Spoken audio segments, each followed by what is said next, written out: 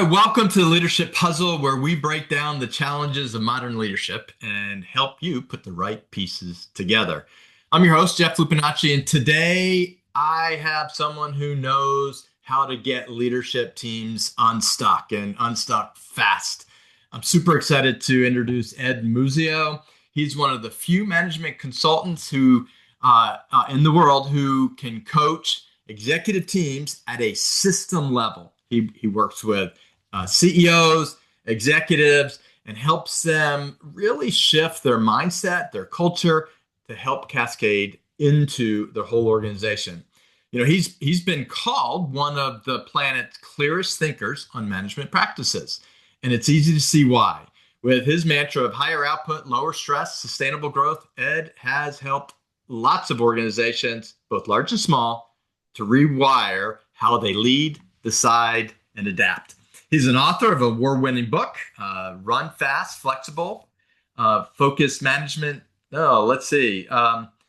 Iterate. The book is Iterate, everyone. The book is Iterate. He is the author of the award-winning book, Iterate, Run a Fast, Flexible, Focused Management Team, and the CEO of Group Harmonics. He is originally trained as an engineer. He brings a rare blend of analytical rigor, practical insights to a world of leadership. Ed, welcome to the Leadership Puzzle. Jeff, thanks so much for having me. Glad to be here and glad to chat. You know, we spent some time together at Intel. We are crossing path. Our paths didn't cross. However, I was part of some of the training and leadership development that you helped really build out early in your career at Intel. Around system thinking and whatnot, and it's still one of the best leadership, mindset shift programs that I'd ever been in. Yeah, I love that program and those different sort of sequences we went through. I think that's, I'm an engineer by training. I got into Intel as an engineer at a time when sort of whatever you could do as an engineer was fine because there was no engineering degree in what they did. And I found my way into this kind of content because I was always kind of the guy in the room who cared about authority and decision making and like how we actually processed information, where my engineer peers were deeper in the data and I could go there, but I was like, but how do we use it? And so I think, my sort of connecting with those programs early on and getting to be part of kind of some of the later designs of them and meeting some of the people that were doing it, one of whom became my mentor, that was all pretty fundamental, I think, to the trajectory my career took, and what I've been doing the last 20 years. Yeah, so so you touched on your career. It's been a super exciting journey. So you start an engineer, you get into some of this coaching, consulting, leadership practices within Intel, and then you step out. Tell the audience a little bit about that journey and what it took to have the courage to leave Intel at a time when I think Intel was still at the top of its game. The answer to that is not very satisfying. I think mainly what it took was a lack of awareness of what it would really take to get the thing launched, which is probably not what people want to hear. But, like I said, I started as an engineer. I was there about 10 years. It was a really good, you pointed out, it was a super competent company and a super competent group of people. I really enjoyed it. And, as I got sort of further along, I started to realize that, hey, this is not kind of where I'm going. I'm going into the how do we get groups of people working well together and sort of that part of things. And they gave me a lot of latitude to do it there for a long time and to meet my mentor and those kind of things. So, I think when I finally left, it was sort of a moment of looking at what was ahead and saying, this is kind of a moment in life where I can go try this. And I think I know enough to start. And I barely knew enough to start, but I started and I kind of started on kind of culture and sort of decision making and those kind of things. And then pretty quickly, I built up that relationship with that mentor of mine, whose name was Bill Daniels, and he and I worked together quite a bit. And then at some point, I sort of was able to merge. I took over his IP and I kind of merged his work in sociology and psychology and kind of group dynamics with my work and kind of business culture and business things. And, like any good mentor, he always has told me many things that he would tell me something and 4 years later, I'd remember it and go, oh, that's what he meant. Yeah. One of those things is early on, he went, you understand this stuff academically, but you also lived in it. And that's going to give you an advantage to do this in a way that nobody else has. And, at the moment I was like, well, that's a nice thing to say, and sort of now I look back and go, yeah, that's how come I can do what nobody else can do really, is because I can put myself in it and kind of feel it. And so I'm starting to systemize that, what does it look like and what am I looking for? But I think that's part of what lets me kind of go in and shift an organization really how it runs, within a couple of weeks. And by a quarter, I'm gone and it's fixed or it's changed, or it's new. And that sort of, it really does seem unbelievable in the context of what else is out there. And so I think I get a lot of kind of skewed glances when I say that, but that's what I've been doing the last 20 years and in this form for the last 10. And it's pretty effective and people really like it. Okay, so you let the cat out of the bag. You can go in, you can change things in no time. So tell us how kind of how you do that. I mean, obviously we don't have time to get into the nitty gritty, but I'm sure you tell us a little bit about it in your book, Oh, Iterate, you got right? Got the book, and but tell us a little bit more about what you do with the iterative management process and how it's different. You kind of caught me. I don't do too much of the how in the iterate book in terms of how I make the change. What ended up happening, and this was accidental more than anything else, I think, but iterate the book is this sort of compilation of 70 years of research and experience about how the top, let's say 15% of organizations run and what they're doing differently. And the sort of the 10,000, 30,000 foot overview of what that is in what I call typical North American management, we make a plan. We have a goal, we make a plan, and then we get together on a regular basis, weekly, starting in January after we make the plan. And the sort of the headline of those meetings is, how's it going relative to the plan? And so we end up with, usually everyone has a 7 to 9 minute status update that more or less can be summarized as it's going pretty well. And so if I have a 6 person staff, what's 6 times 7, 42? It's a 50-minute process of listening. And so the boss listens to these things in series, everybody else listens, and maybe we poke a hole here and there, but I'm not going to poke too many holes in my peers And because I five of don't the want them seven poking aren't holes really in mine. listening. Yeah, so am I listening or am I like attending a series of one-on-ones and I only, so it's that, right? And so if we make a decision, and a lot of times we just get an update, and then we leave that meeting and we go spend the next week running around trying to get work done so that my next week update can still be, it's going pretty well. This Right. is how management runs. This is why people say this meeting could have been an email because it could have been. People say they hate meetings. They hate bad meetings. They've only ever been to bad meetings. That's a bad meeting. It's a bad use of the energy. And so what we know from like 70 years of research and experience is the top 15%, they're not doing that. They're doing a fundamentally different thing. They get together and they go, hey, boss, we're trying to go here as a group, this staff trying to go here. Right now, my piece of it is pulling it different. I recommend we do XYZ right now today to bring those two things back into alignment. Change the resources, change the goal, take action, get used to the fact that it's going to be different. This is my recommendation.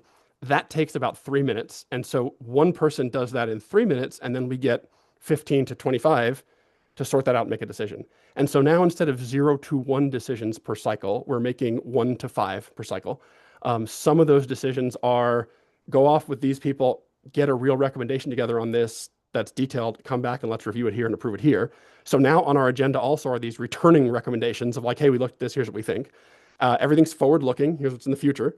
And so, what we see is these machines that build this way with these overlapping group intelligence systems are clawing through the work day by day, week by week, and adjusting day by day, week by week. That's why I called it iterate.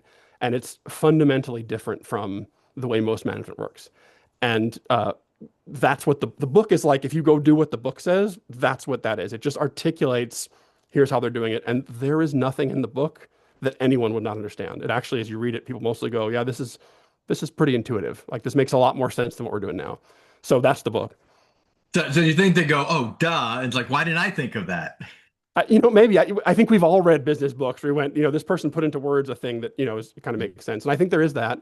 I think the challenge becomes, and where sort of my consulting practice for the last 10, 20 years lives, is you can read the book and go, this makes sense. And you can even read the book all together on an executive team and go, let's do this.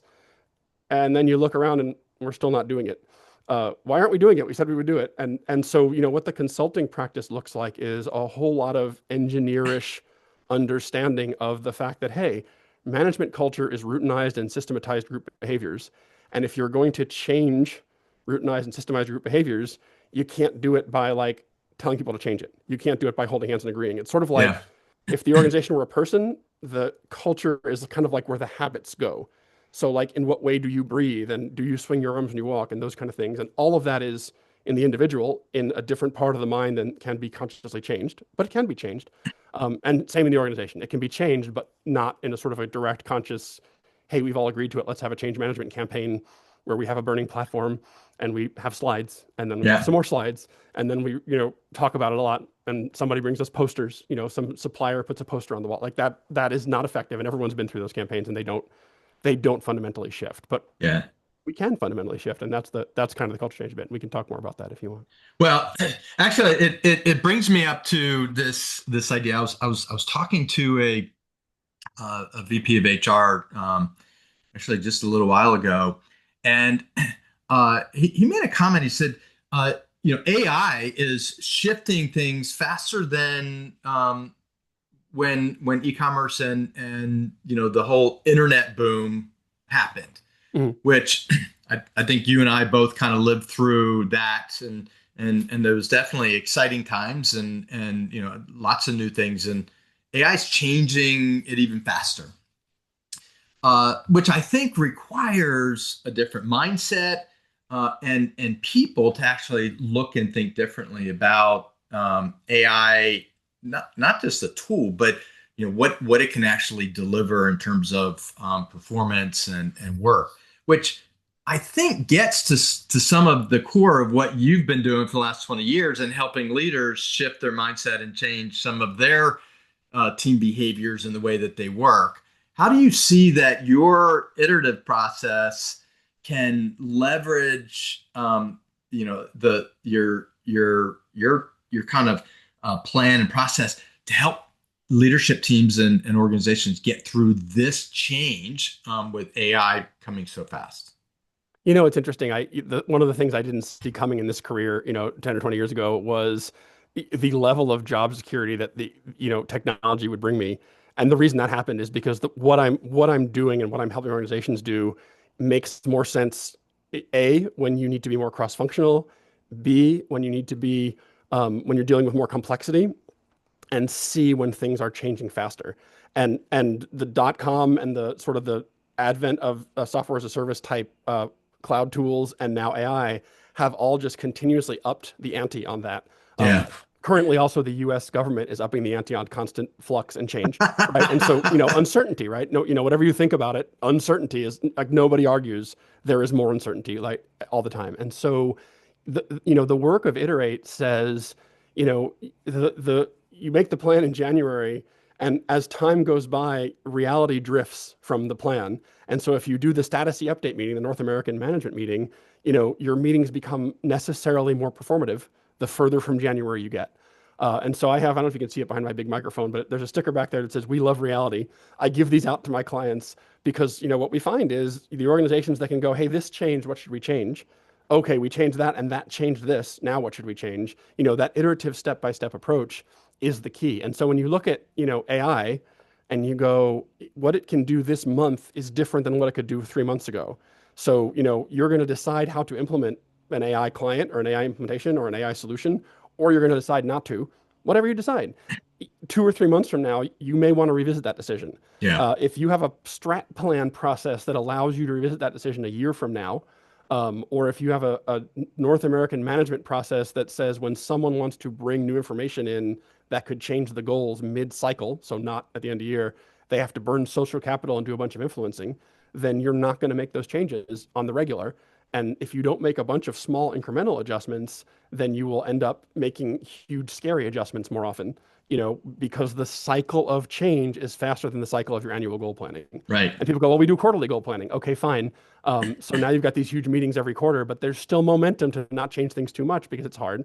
And, also those are big, long people talking kind of meetings that anything we decide there has to push into implementation in ways that are hard to do.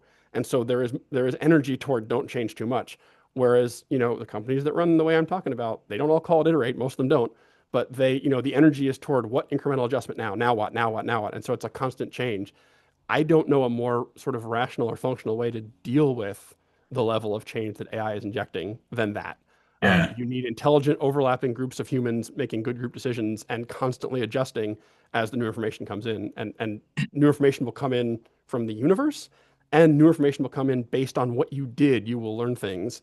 And so you have to be able to, the system has to take both of those in and go, yes, process that, turn it into a decision.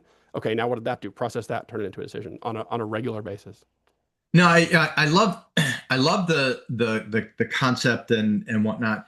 How would you respond to someone going, yeah, but how do you avoid that chasing the shiny new object? Okay, this is the new AI tool. Let's go. Or this is the new thing. Let's go. And we both have worked for leaders that they go to a conference, they learn something new, and they shift and change without a broader context of what or why. Right. Yeah. No, I think there's two ways to mess up really in one sense, which is that you can mess up by never changing, or you Yeah. can mess up by chasing shiny objects. And many organizations have now perfected a way of kind of doing both. It's like they have a core thing that's not allowed to change, and then they have like a shiny object budget that they just bounce around. If you look empirically, the organizations that are doing something more like what I'm talking about, they're doing neither. They are outcome oriented. They are focused on what their core business is and what their outcomes are and what they're trying to produce. And everything is contextualized in that. And also, everything can change. So a leader can go to a conference, or a person can go to a conference, a mid-level manager, and come back and say, I just learned this. How would this fit? And there is a system, there is a way for them to bring it. There's a way to make a recommendation. There's a system that sort of understands who has to sort of look at that recommendation and act on it. There's somewhere a decider who says that is or isn't a priority. And so you can have like earth-shattering things come in, but you can also have stuff come in and you can go, that's interesting, but that's not us. That's not us now. Or you can have stuff come in and go, that's really interesting. We're going to slot that a month from now. Yeah. That's one of the sort of really mechanical things that I was mentioning before is you have this issue where like, you don't have to solve everything right now because you're looking forward. So something come in, you can go, that affects the future. Let's take a little time and look into it on a limited basis. Like let's spend Yeah. 2 hours of five people's time to come back with a deeper look. Oh, that's interesting. Okay, let's spend a little more time, right? So it allows that sort of almost like a product development cycle in some companies, but Interesting. iterative Yeah. and quick and as new information comes up. Again, if you're Interesting. not doing that, what are your choices? Chase everything, chase nothing, or chase the stuff brought by the most powerful people. Yeah. How are those people decided who's most powerful? Is it organizational level? Who speaks the loudest? Like none of those are great. And that's, those are kind of the options that are left if you're not using serious group intelligence. Interesting. Now, how would you uh, look at every company sets, okay, this is my goal. I want to hit this revenue level. I want to hit this margin level, EBITDA level, whatever those goals are. And many organizations have a board or PE investors or somebody that they're beholding to that they've committed to a number for the year, right? Whether Mm. it's January 1, okay, we're going to go make $1 million this year. Your process, if I understand it correctly, would say, okay, you know what? Throughout the year, if that ends up being not the right goal, then you adjust. Or did I kind of miss a step in there because there's still a commitment to someone outside of the organization? Right. Well, we do sometimes adjust commitments to external forces. That's a thing we do. And, what we know is if you have to do it, the sooner you do it after discovering it, the better. Sure. But we also know that your odds of hitting that commitment go way up when you are iterative underneath it, meaning, we want to make $1 million. We've got, let's say, 5 initiatives, a couple new products, let's say a couple of legacy products and developing R&D, let's say, or something, developing, the Yeah. next generation, right? So we've got this suite of things. And to the extent, if that make $1 million is really the highest commitment, then the extent to which we reallocate and reshuffle resources and attention and focus between those 5 things, so that we optimize that balance, increases our chances of hitting the million. Well, what do we have to do that? Take it a level from there. That means we have to understand one level down what's working and what's not. Are we seeing surprise successes? Are we seeing things in certain product lines, they're selling more, they're selling less, they're looking different? Or do we have certain offerings that, AI changed the world and that offering now is suddenly super important or super not important, right? So, and then there's sort of a level down from there, which is what are we seeing, in the development, the implementation, in the building? Are we, did a tariff thing now cause it to where this thing is no longer profitable, right? So you need the system to be incorporating, sweeping up all that and making decisions at every level for the next higher level good so that at the top level, we actually are. Now, am I guaranteeing that you'll never change the target? Absolutely not. Life is hard. Leadership sucks. That's life, right? But your greatest chance of hitting it is optimization and not sub-optimization. Not, Yeah. I have product A manager who's doing everything he can to make product A win, and Yeah. product B manager and everything to make product B win. And so, now my job as the leader, it's less about hitting the million, and it's more about refereeing this sort of dysfunctional children role. That's terrible, right? That you got to get off of that, and you got to get to, looking up. Every team looks up, and that kind of thing. And that's what we're doing. So it is very practical in that sense, but it does not guarantee anything because Sure. Yeah. I mean, life is hard, and you said it. I love it. Leadership sucks. Sometimes it really does suck.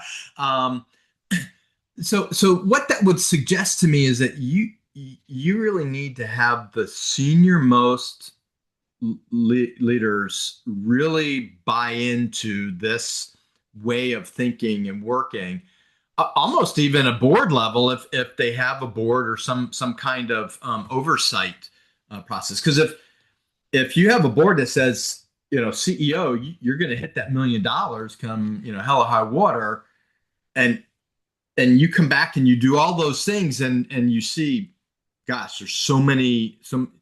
This isn't about not being accountable, but this is about real life tariffs and wars and other things that we've seen, pandemics, right? I mean, last 5 years we've seen it all impact us. How do you work that if it doesn't get all the way to the top of the pyramid? well, I tell you, I work at different levels. And if whatever level I'm working at, I have a leader, and I make sense to leaders who lose sleep over predictability and output, right? So I make sense to whether it's, and I work, with 100-person startups and 50-person startups, and I work with multinationals, right? So I could be working with the CEO, I could be working with a division director where the division is bigger than my CEO across the street in the other company, right? So, Yeah. but whoever I work for, at that level, the thing is, let's get the subordinate levels to this level working together on the higher level goal, and let's get the entire company upwardly focused toward that. Now, that person always has someone above them. Maybe it's a board, maybe it's a CEO if they're a level off, maybe it's customers, right? Because customers don't want to hear it, right? So there are always an outside force. And it's funny because every company, the leader or someone goes, well, what about the people that don't want to work like this? And I'm like, yes, the rest of the world, they're not fun. We don't like them, but we live with them because here we are, right? So there's a bubble, and outside the bubble is not necessarily as receptive. And so, there is a question I think you face as a leader, whether you're a CEO reporting to a board or whether you are a subordinate leader reporting to a CEO, that's like about the toxicity of the thing you report to, right? And if you report to a thing that says, we're going to set a goal, and under no circumstances can the goal be missed, and if you miss it, even for reasonable reasons, we're going to have your head in a platter, like maybe don't take that job. But on the other hand, like you should be accountable to the best possible path there. And the reason some of that toxicity exists is because those supervising entities or people are detecting that you're bringing more excuses than reality. And Sure. and that's a real thing. And a lot of times as a leader, it's hard not to do that because you have an organization that is geared to bring you excuses, right? When you run the way I was talking about North American management, the other way to bring a status update is not it's going well, it's not going well, and it's not my fault, and here's why. Yeah. Right? And so, whereas, when you run the way I'm talking about, and you have people saying, we're not talking about what's, how you've performed to plan so far. We're talking about in the future, I think there's going to be a variance. I think we should do this. What should we do? Then all of the conversation is about how we're adjusting. And so, the person at the top of that hill is getting that information. Yeah. That person has to decide what to do with that. And every CEO I've worked with that is accountable to a board in a real way, meaning, some of the large organizations, the boards kind of are hands off. But if you have a Yeah. CEO where the board is like PEs and funders, Yeah. they are accountable in a real way. And those CEOs all move through a process where they go, wow, I know a lot more now. What of this is on stage information for the board, and what of this is backstage information? Yeah. Which is a mental shift from I don't think I know enough. Am I telling the right story? Right. So, Right. so they do sometimes have a moment of discomfort of like, geez, do I even bring all this to them? Where is my line? And they have to find their line. But I would rather have the leader operating with so much real information that they are actively deciding what to put in front of a board than Yeah. have a leader who is operating on a set of excuses and a story that sounds good. And if I just bring them the good story, hopefully they'll approve me one more quarter and I can do that next. Like sort of where I'm taking leaders. And the leaders who meet me and they want to just tell stories and not have any reality in there, we have this conversation and they pretty quickly go, nice to meet you, and they walk away. And that's okay. I have no judgment for how anybody runs their organization. Leadership is hard. I love your puzzle analogy. It's like there's a lot of ways to do it, a lot of pieces to it. But this is what I can bring you is a system that is constantly trying to do what you want and constantly informing you when it's making adjustments and working in the future so that it's making adjustments as intelligently as it can for stuff that's coming up instead of coming to you after the fact and going, oops, you know. Yeah, yeah, yeah. I talk to a lot of leaders, CEOs who struggle with their organization being accountable, right? That whole Yes. notion of accountability, playing the blame game. I mean, you mentioned it, and so this whole way of thinking really does seem like a ideal way to combat this it's not my fault, it's not my job, it's not my fault kind of scenario, without having to go and train them on what they need to do differently to think differently and be accountable to the results. I always kind of giggle when I hear, we're going to have like accountability training. Like these people are high level people that function in society pretty well. Like they know how to be accountable. Like their car is registered. If they get a ticket, they pay it. They have children that turn up at school every single day. That's not so easy. I've done that. It's not that they don't know how. It's that the system is encouraging or discouraging it. And this gets a little into your earlier question about, so how do I actually do it? Well, one of the things that I'm talking about is people bringing early warning of possible future variants, right? That sounds good in a book or when I say it, but realistically, if you go to your team and go, I want you to start bringing me, early warning when you're going to be off, no one wants to put their neck out first. And that's entrenched systematic behavior. And so the thing that, I call it the iterate accelerator. So my thing about, there's different ways I can do it. I can do a class, I can do a keynote, I can do a simulation, I do all those things. They can work. But when we talk about, can you come in a quarter and shift us? Because that's the thing nobody else can do, right? And so I call that the Iterate Accelerator, and it's on the Iterate Now website. Click Accelerator. But basically, the way we do it is by doing it all together. So the front end of that process, there's a little bit of discovery by me, but then the front end of that process is 3 levels in a room or on a virtual for 2 days. And what we are doing is running the organization the way I'm suggesting. So I slow it down for a minute and I go, let's frame this up. How are you going to do this? And then we do actual rounds of staff meetings, solving actual problems, escalating issues, all together, all in front of each other. And so, every single time I've done this forever, on the front end, people go, I can't believe you're taking us out of work for 2 days. We don't have time for this. And I go, you're going to get more done than you would have in those 2 days. And they go, I don't have time for meetings. And I'm like, well, you're in management. That is kind of the work. Sorry. You're coordinating people, especially like upper level, coordinating, like, how are you going to do that without meetings? You're going to talk, right? So anyway, on the back end, after 2 days, I go, how'd it go? And they go, we got way more work done than would have otherwise, because even though we slow it down for the first half day, it's like then we're cycling these meetings. And the effect of that is now I've done the thing where I raise an issue in advance. I've seen my peers do it. I've seen my boss not only be okay with it, but actually like resource the answer. I've seen my boss's boss run their meeting this way and go, that kind of works. I have an example where someone raised a thing and they raised it and they got funding back. Like every single time I've done this, like something gets escalated and answered that was like dogging somebody for 6 months. And I go, there, now you're going faster. And so I don't have to have this sort of, kabuki theater argument Yeah. dance about it. It's so important to raise. No, it's so important to collaborate. No, you just did some stuff. Hey, look, you're going faster. Want to keep doing it? And they go, yeah. And then, okay, now you're going to do it for a quarter. I'm going to hang out and help you a little bit. And then in a quarter, we'll come back together. We'll practice it again. I'll hand it off. But for now, just like start trying. And then they go, what do we do first? And I put up my little circle of all the practices of iterative management. I have a slide. It's got the circle. And it says, do everything at once, awkwardly and badly. And they go, what? And I go, it's going to feel weird. You got to do all of it. You can't like make good decisions without bringing issues. You can't bring issues first and get good at making decisions later. And then, by the way, I get on the side with the leader and I go, the org has an immune system.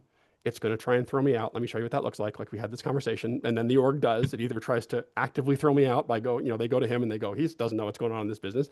Or it passively tries to throw me out by going, here is a performative instance of the thing you're asking me to do. I'm raising an issue. And we go, no, it's a past issue. You solved already, not real. Or that's not a real issue, or that's not your Yeah. real output, right? So, we get into it. And I tell you this because, if we can get the people doing it together, in those first couple days, which my success rate is 100%, then they will adopt the behavior because they're smart. Culture is just it's the previous behaviors that got adopted habitually because they worked. So Yeah. we're not changing culture, we're changing immediate behavior. That turns into culture, but we get the benefit of the behavior change. The culture change comes later. I don't know how you Right. measure it. But Right. we get the behavior. By the time the quarter's over, they've hit the backlog of issues. They're running this way. It's not perfect. It's still awkward. And then we go, do you need me anymore, or are you done with me? And a lot of times they go, good, Ed, thanks, and I'm out. So I'm not like trying to do this like invoice you forever. I'm not putting you on like some software pack. No, it's just like we just need to change the habits. And once the habits are changed good enough, then we go.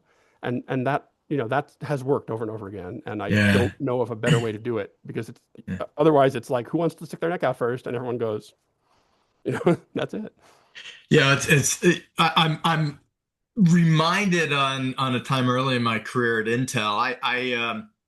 Uh, I think I had gone through the Bill Daniels class that was very pervasive for kind of up and coming leaders at Intel. And there was a chain gang where you had to run a manufacturing process, and you learned. And it sounds like that might be the foundational kind of component of what you're talking about, where It's one of the pieces. It's one of the one of many, pieces but yeah, to it's it. in there. Yeah.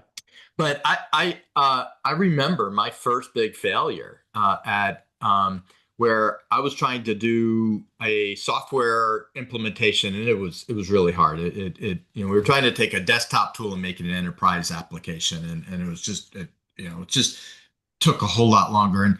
And I was thinking, we'll get it done. And so I didn't raise the issue. I was like, oh, we'll figure it out. We'll figure it out. We'll figure it out until the go no go meeting came. And I was like, it's a no-go, guys. And I learned a valuable lesson of, wait a second, you don't wait till, implementation day to say, sorry, guys, we need 2 more months and $1 million more to get this puppy in. So I would have definitely appreciated your process back then. Well, this is where, it kind of is the sort of like, the second hardest thing in the world is to go to your boss and say, 2 months from now, it's not going to be there and I need $1 million to fix it, I think, but the hardest thing in the world is to go, today it's not there and I need $1 million, right? So it's like the lead time is it better? Way better. Is it Way better. easy? No, not easy, right? And oh, by the way, I have a track record of, and this is next level stuff in the details, but like I have a track record of forecasting that's generally good. One of the things we talk a lot about in Iterate is we are looking at forward-looking data, and almost all of the data that I see in North American management has 0 or 1 forward-looking pieces. It either has everything we've done till now and a future goal, or it has everything we've done till now and a future, like a plan to get to the goal. But what you need is everything we've done till now and a future plan to get to the goal, and a current sitting here today, what I think the path looks like to that goal, and is it different? And until you've got that somehow in your data, and it looks very different for different kinds of work, but until you've got a Yeah. version of that in your data where you can point and go, here's the future variance. We planned or resourced or expected this. Right now, sitting here today, I think it's this.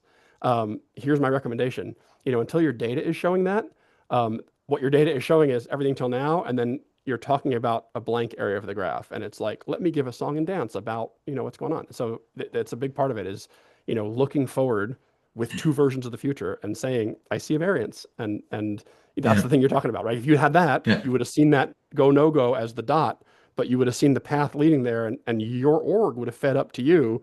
These pieces are not showing us that we're getting there yet. And so you would have had some lead time. That's what we're I mean, after. I knew they were struggling. Right.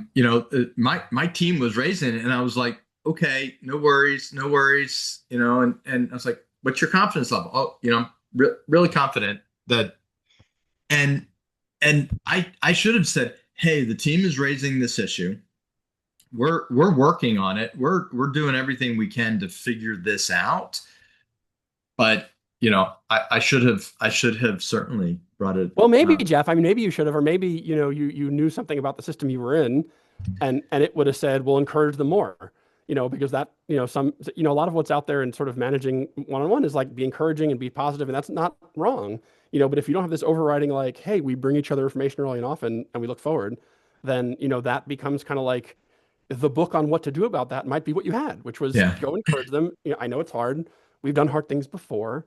I know you're nervous. It's interesting because when I get in with kind of R&D guys in this space, on the front end, they always go, I can't forecast. For all I know, it's a month or 3 months. And I go, that's your forecast. And they go, what?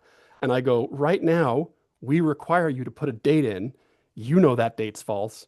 I know that date's false. They know that date's false. What if you put a range in? And then as you got closer, you could tighten the range. And they go, well, that would be like, what really? And I'm like, that there it is, right? That's so there is so much fiction and like gobbledygook in corporate talk Yeah. that when you strip it out, people first they're like uncomfortable, and then they're like confused for a minute, and then they're like their eyes light up and they're like, I'm doing important stuff. It's like you are. Let's help each other do the real stuff, as opposed to like getting on stage and talking about synergy in your 9-minute update. And so it's like, yeah, that blah blah blah blah synergy, blah blah blah, cooperation, blah. And it's like I don't know what I just said. Like yeah, that's what I'm after. And that's where the orgs that I work with go, and they come out the back end going, whoa, we're working different. And it helps. Yeah. No, that's gosh, I still think I wish I would have had this, but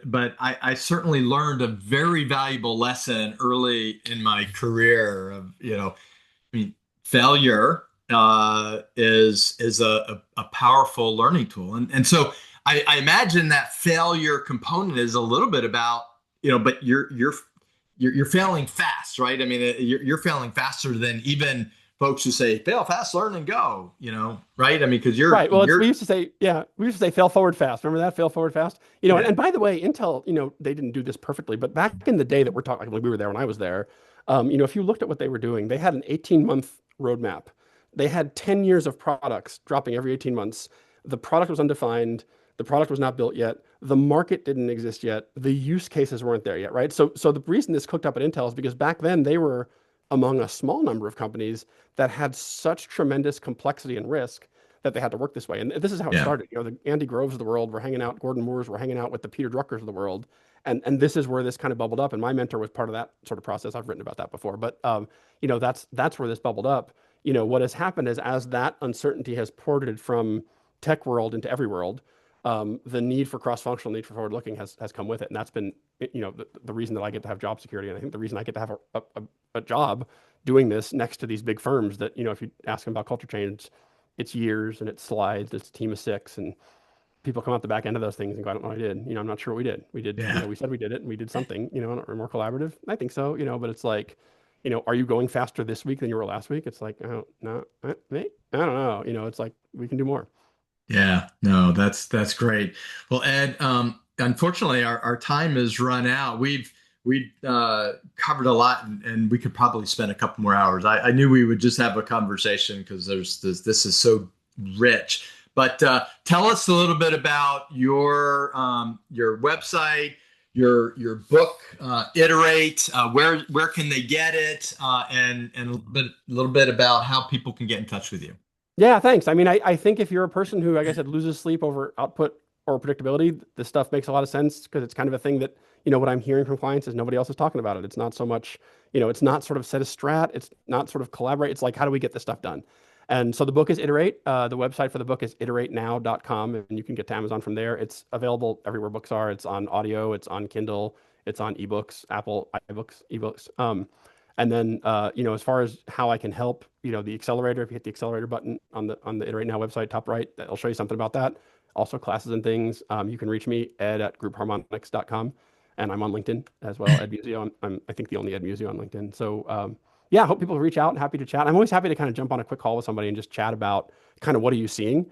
Because that I learned from that too. So people also, I think, like, I can't talk to you unless I want to hire you. It's like, no, talk to me, and then if there's a way forward, I'll tell you. And if I can refer you to something, go read the book, do this, go try that. Like, happy to do that as well because there's plenty to do out there. So happy to be helpful Yeah. if I can. Yeah. Oh, well, Ed, I love your work, especially because it's not just theory, it's actually applied leadership at a scale that most organizations just don't even think about. So, whether it's a senior level or further down the organization, I love that you're helping create a culture where iteration, alignment, and course correction are just really cool operating principles. So Ed, thanks again for joining us on the Leadership Puzzle. Thank you, Jeff. Appreciate it for the chance to be here, and have a great week. All right, thanks. And if you've enjoyed today's episode, don't forget to subscribe, like, and share with your colleagues. And if you're ready to take your people strategy to the next level, get with Ed at iteratenow.com, or you can contact me at evolvehrs.com. So until next time, keep leading, keep learning, and keep solving your leadership puzzle.